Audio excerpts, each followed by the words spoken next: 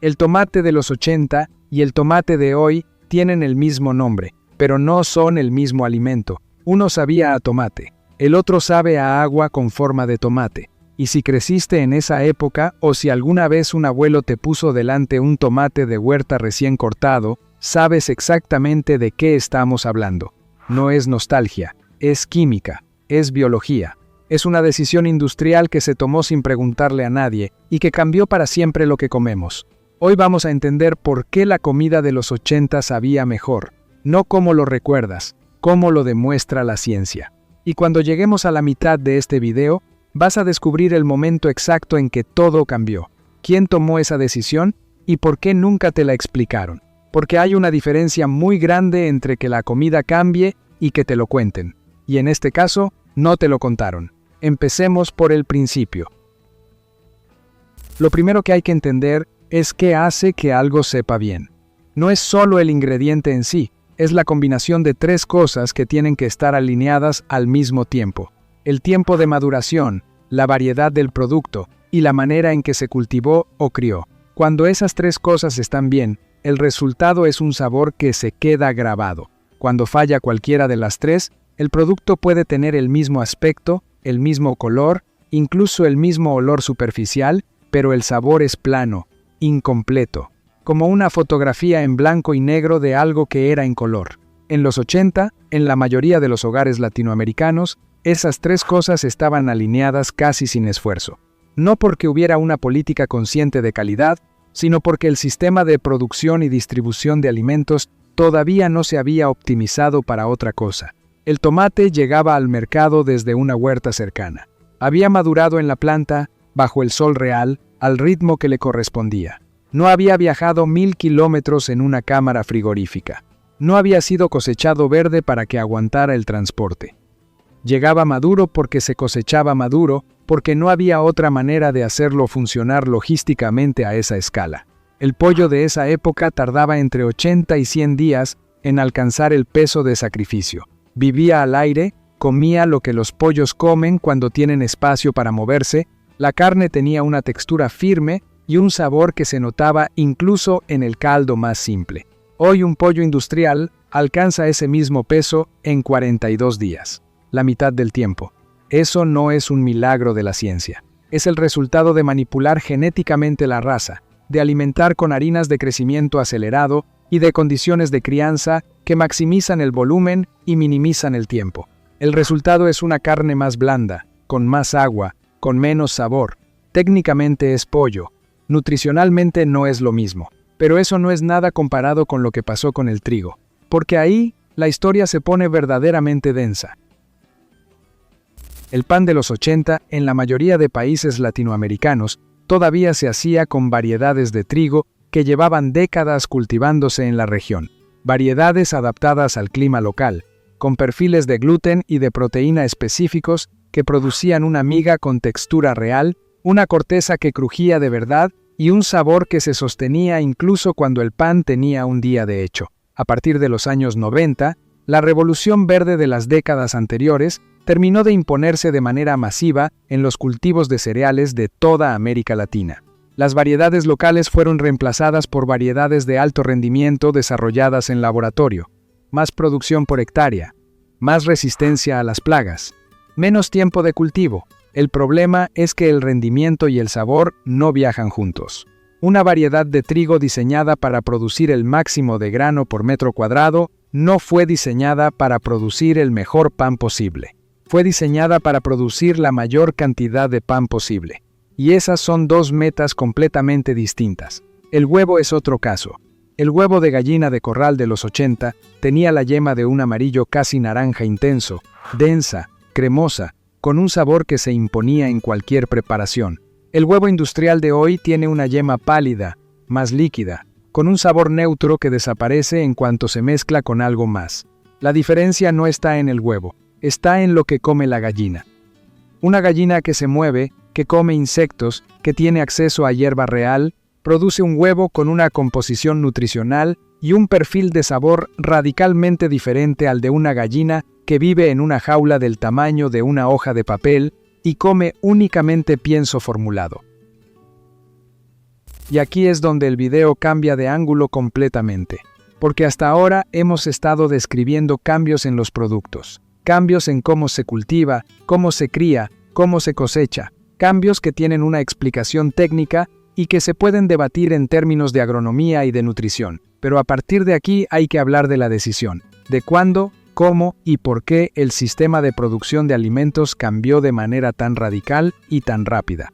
Porque no fue gradual, fue un viraje, y tuvo un nombre, una fecha y unos beneficiarios muy concretos. A finales de los años 70 y durante los 80, la industria alimentaria global atravesó una transformación que sus protagonistas llamaron modernización, y que en realidad fue una concentración de poder sin precedentes en la historia de la alimentación humana.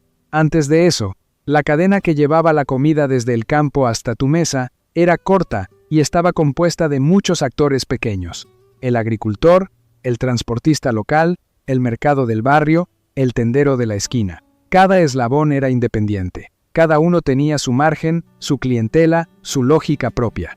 Ese sistema era ineficiente en términos industriales. Era difícil de estandarizar, difícil de escalar, difícil de controlar. Y la industria alimentaria que estaba creciendo en esas décadas necesitaba exactamente lo contrario. Necesitaba volumen predecible, calidad homogénea, logística controlada y márgenes que se pudieran optimizar. La solución fue integrar verticalmente toda la cadena. Una sola empresa que controlara la semilla, el cultivo, el procesamiento, el empaque, la distribución y a veces incluso el punto de venta. Cuando una sola entidad controla todo el proceso, desde el origen hasta el plató, puede optimizar cada paso para un objetivo único. Y ese objetivo no fue el sabor, fue el margen económico. El sabor es subjetivo, difícil de medir, imposible de estandarizar completamente. El margen económico es un número, se mide, se compara, se optimiza con precisión, y cuando tienes que elegir entre una variedad de tomate que sabe extraordinariamente bien, pero que dura 3 días después de la cosecha, y una variedad que sabe a poco, pero aguanta 2 semanas de transporte refrigerado. La elección desde el punto de vista industrial no tiene discusión, pero eso no es nada comparado con lo que descubrieron los investigadores del Instituto de Ciencias de los Alimentos de Wageningen cuando compararon el contenido nutricional y el perfil aromático de 23 variedades de tomate comercial de hoy con los registros disponibles de variedades cultivadas en los años 60 y 70. Los números de la diferencia son tan grandes que los propios investigadores los calificaron como sorprendentes. No hablamos de una mejora o un deterioro marginal. Hablamos de pérdidas de entre el 30 y el 70% en algunos compuestos aromáticos clave. Los mismos compuestos que el cerebro humano asocia con el sabor intenso y satisfactorio. Los mismos que hacen que una fruta sepa a fruta y no a agua con textura de fruta. Y aquí hay algo que vale la pena detenerse a entender porque cambia la manera en que percibes lo que comes. El sabor no es solo lo que detecta la lengua. La lengua detecta dulce, salado, ácido, amargo y umami, que es ese sabor profundo y redondo de las cosas muy bien hechas. Pero la mayor parte de lo que experimentamos como sabor en realidad es aroma. Son compuestos volátiles que suben desde la boca hasta los receptores del olfato cuando masticamos. Cuando una fruta o una verdura madura al ritmo correcto, en el suelo correcto, con el tiempo correcto, desarrolla cientos de compuestos aromáticos distintos. Cada uno aporta una nota.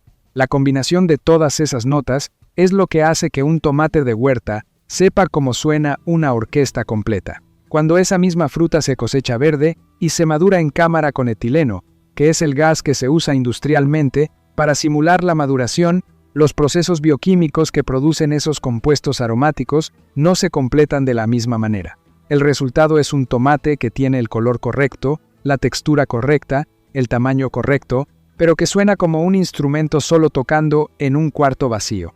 La textura también cambió, y esto es algo que poca gente conecta con el sabor, pero que tiene una relación directa.